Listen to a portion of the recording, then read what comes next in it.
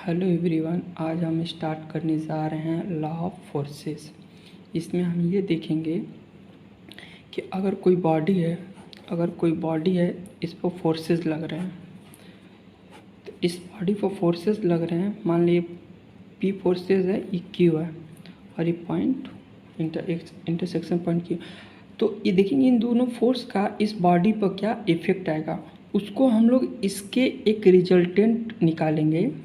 वही इसका जो नेट इफेक्ट होगा वही ये रिजल्टेंट बताएगा। ये इसको हम निकालने के लिए हम इसमें 3 लॉज देखते हैं। एक पहला है पैरेललोग्राम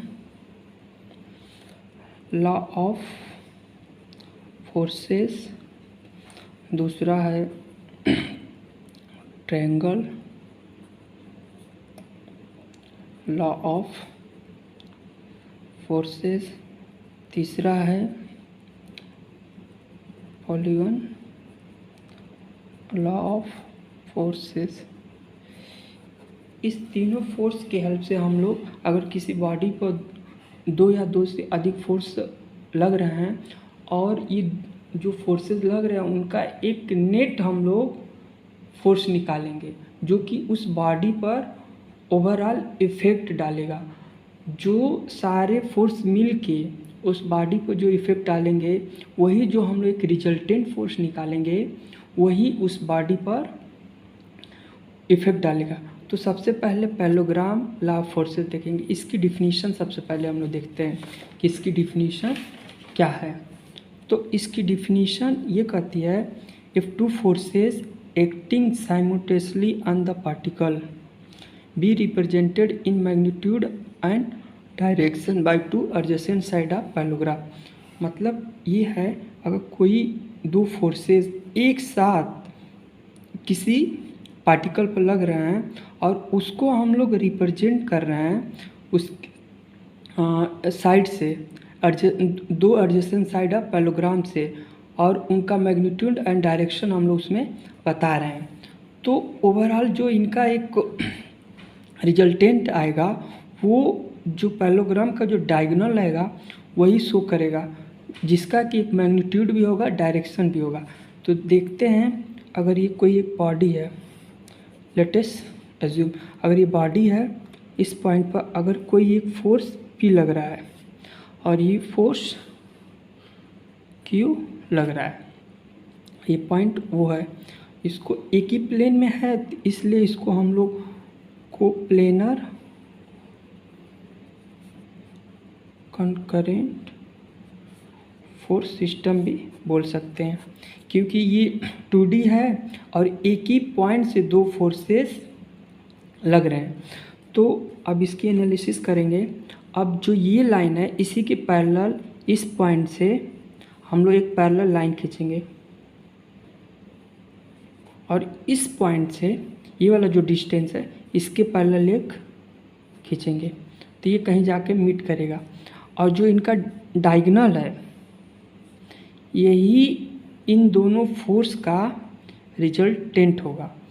और जो फोर्स P एंड Q है इन दोनों के बीच का जो एंगल था थीटा था, और जो रिजल्टेंट और जो ये P वाला फोर्स है इन दोनों के बीच का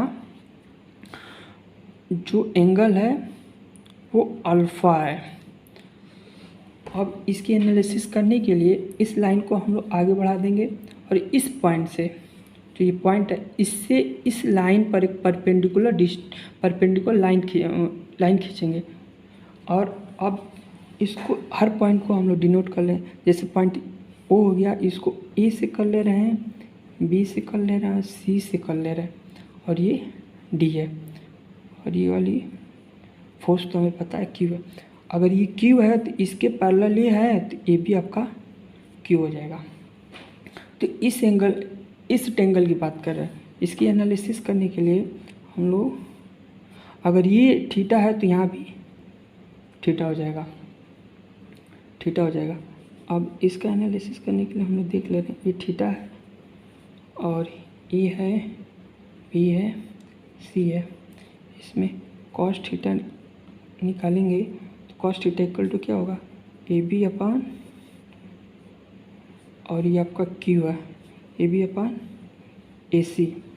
तो ए बी तो हमें पता नहीं है, ए सी हमें पता है, क्यू है, और ये कॉस थीटा हो गया।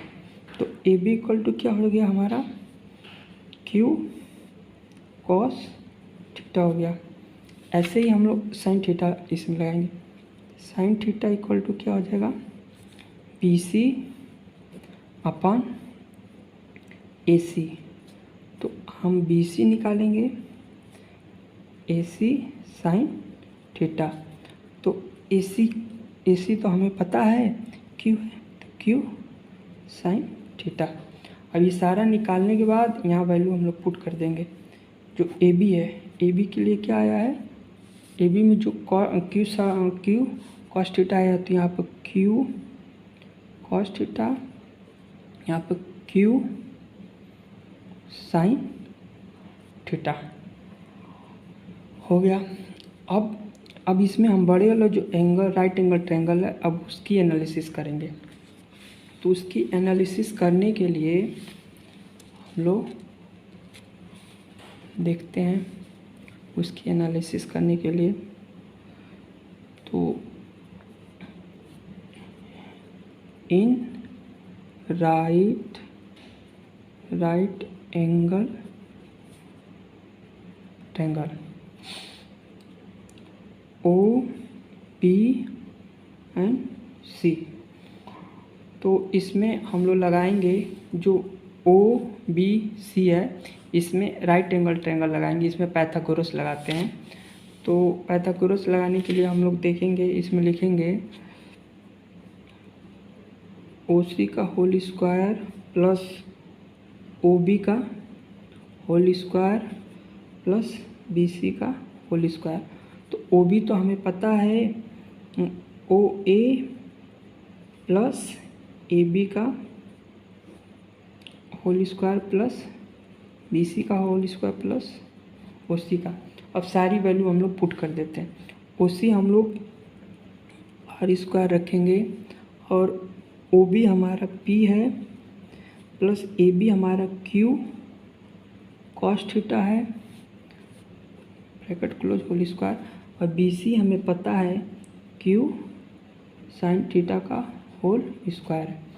इसमें हम लोग ए प्लस बी वाला फार्मूला लगा देंगे, ए प्लस बी का होल स्क्वायर मतलब A square plus B square plus 2ab। तो ऐसे ही इसमें पुट कर देंगे, P square plus Q square cos square theta plus 2pq cos theta plus Q square sine square theta. इन दोनों में से क्यू हम लोग कॉमन ले लेंगे, यहाँ पर पी स्क्वायर हो जाएगा, यहाँ पर क्यू ब्रैकेट में sign square theta plus cos square theta bracket close कर देंगे प्लस 2pq कॉस थीटा, इतना कर देंगे। और हमें ये पता है sine square theta plus cos square theta equal to 1 होता है। तो इसमें हम लोग पुट कर देंगे। तो R square equal to P square plus Q square plus 2pq cos theta. ये तो हमारा रिजल्टेंट आ गया, और ये आपका मैग्नीट्यूड होता है, रिजल्टेंट का मैग्नीट्यूड है। इसी तरह इसका डायरेक्शन निकालने के लिए टेन अल्फ़ा लगाएंगे, tan alpha equal to Q sine theta upon P plus Q cos theta हो जाएगा। यहाँ से अल्फ़ा का निकालेंगे, alpha equal to tan inverse, ये एंगल निकल जाएगा Q sine theta P plus Q square theta bracket close. अब इसमें हम लोग डिफरेंट केसेस देखेंगे। पहला केसेस देखेंगे थीटा इक्वल टू, थीटा की वैल्यू 0 रख के हम लोग देखेंगे कि क्या आएगा।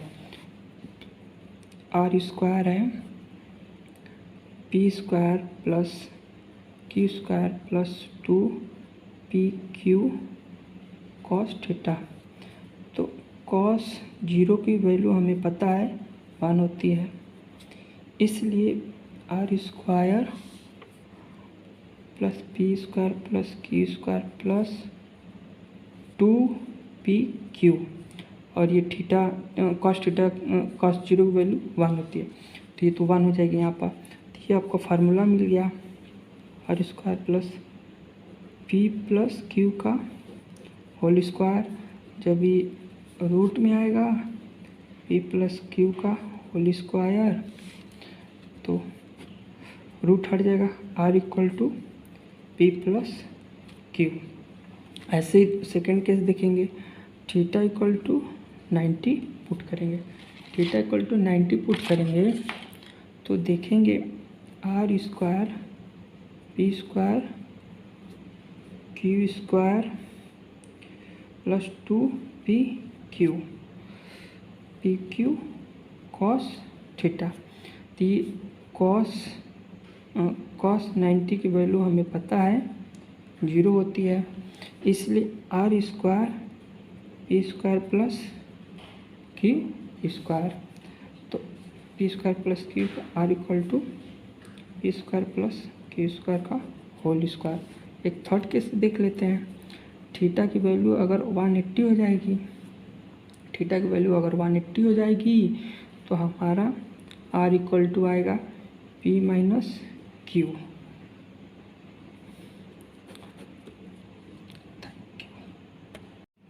नेक्स्ट है ट्रायंगल लॉ ऑफ फोर्सेस। तो सबसे पहले इसकी हम लोग डिफिनीशन देखते हैं। If two forces acting simultaneously on a body are represented in magnitude and direction by two sides of triangle, then taken in order their resultant may be represented in magnitude and direction by the third side of taken by in opposite order। मतलब ये forces, ये triangle law of forces बोल रहा है कि अगर दो forces एक साथ किसी बॉडी पर लग रहे हैं तो उनका जो मैग्नीट्यूड और डायरेक्शन है, जो ट्रायंगल के दो साइड हैं उसी से डिनोट करते हैं, और इनका जो एक रिजल्टेंट आएगा, इन दो फोर्सेस का एक जो रिजल्टेंट आएगा, जो ट्रायंगल का जो तीसरी साइड है वही हमें इन्फॉर्म करेगा। तो इसको देखते हैं कि एक ये फोर्स P है, ठीक है ना, ये फोर्स P है और दूसरा फोर्स Q है। तो अकॉर्डिंग टू ये लॉज, जो इसका जो थर्ड साइड है ट्रायंगल का, यही इसका ये रिजल्टेंट है। और हमें ये पता है कि जो रिजल्टेंट और जो ये पहला वाला फोर्स, इन दोनों के बीच का जो एंगल है अल्फ़ा है, और ये जो फोर्स, इसको लाइन को आगे बढ़ा देंगे, अगर ये थीटा है तो ये वाला जो एंगल होगा 180 माइनस थीटा। इसको डिनोट कर देते हैं ट्रायंगल को ए बी सी से, और हमें पता है कि जो ये इंटरनल एंगल होता है उसका सम 180 होता है। मतलब कि triangle A plus triangle B plus triangle C equal to इसका सम 180 होगा। तो सारी वैल्यू पुट कर देते हैं यहाँ पर। अल्फ़ा प्लस बी की वैल्यू 180 माइनस थीटा प्लस सी, तो हमें फाइंड करना है एंगल सी इक्वल टू 180। ये इस साइड जाएगा, मतलब ये कैंसिल हो गया, ये alpha minus theta plus angle C equal to 0। तो हम यहाँ पर सी की वैल्यू निकालेंगे, एंगल सी की, तो ये थीटा माइनस अल्फ़ा हो जाएगा। तो ये वैल्यू हम लोग यहाँ पुट करेंगे, तो ये थीटा माइनस अल्फ़ा। तो इस ट्रायंगल में हम लोग कोसाइन रूल लगाएंगे। अकॉर्डिंग टू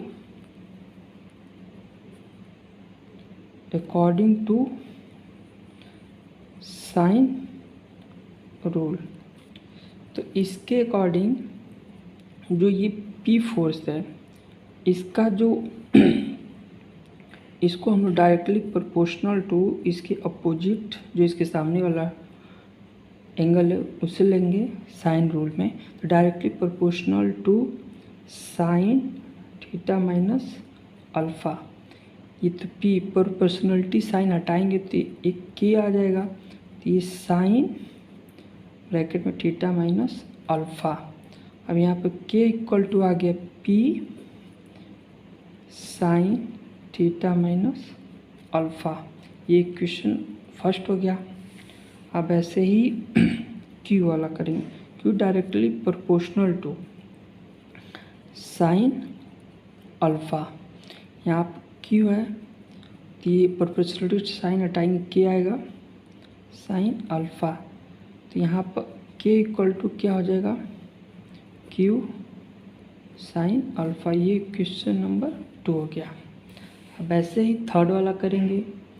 थर्ड वाले में जो R है directly proportional to sine 180 minus theta, तो R equal to K sine 180 minus theta, तो K equal to R by sine 180 minus theta. तो इसको हम लोग ये भी लिख सकते हैं R अपान साइन थीटा, क्योंकि sine 180 minus theta equal to होता है sine theta.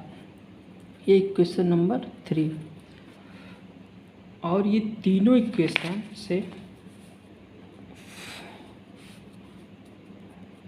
From first second and third के, ये हमें पता है K equal to right hand side equal to left hand side equal है, तो इसलिए पहला जो हम लोग निकालेंगे